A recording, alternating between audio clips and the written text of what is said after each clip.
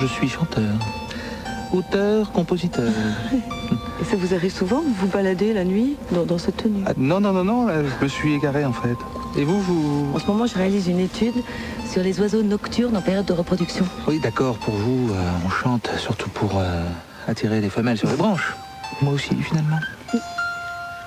Je suis vraiment paumé en fait.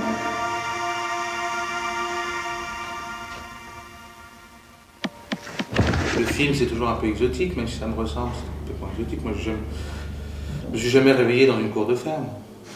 Jamais. Donc c'était très exotique déjà de faire ça. Et puis, en plus, bon, j'ai collaboré avec pas mal de gens différents. Et de Gonzalez à Mathilde Meunier, en passant par Ariel Dombal. Donc j'avais certainement l'instinct de revenir vers quelque chose que je connaissais pour mieux... C'est comme, comment on pourrait dire, pour remplir un réservoir d'essence, pour mieux repartir. Au XXIe siècle, les gens ils reviennent vachement chez leurs parents. Enfin, en Occident. Ce qui me paraît une aberration. Mais j'en fais partie, hein. Toi aussi. C'est des trucs de ça. Ouais. On a beau s'ébrouer, essayer d'être quelqu'un d'autre, de changer de tenue vestimentaire, d'alimentation, etc. Mais en fait, tu te rends compte que tu es toujours un petit peu le même. Qu'est-ce qu'elle penserait de moi à nous voir flotter au vent? Qu'est-ce qu'elle dirait, maman? Seulement après, c'est l'illusion qui compte. L'illusion de changer.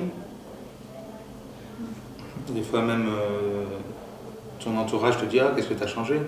Alors toi, tu sais que non, mais l'illusion fait toujours plaisir. Et je suis particulièrement dépressif. Oui, je suis masochiste, angoissé, inquiet. Pas du tout décontracté. Mais voilà, en fait, je sais pas si... Ça, il faut la garder. Oh, c'est bon. Ça vous fait quoi de venir chanter dans votre région natale? C'est-à-dire que je faisais des chansons avec un voisin, qui s'appelait Bébel. C'était son surnom. Et il jouait de la guitare, alors tous les samedis on enregistrait un morceau. Ce qui fait qu'au bout d'un moment on avait 60 ou 80 morceaux. Donc après j'ai retrouvé des cassettes et puis on a passé cette cassette-là. Alors c'est un morceau où je dis j'aimerais bien m'en aller, je crois, partir, il faut absolument que je parte. C'était un morceau extrêmement sincère.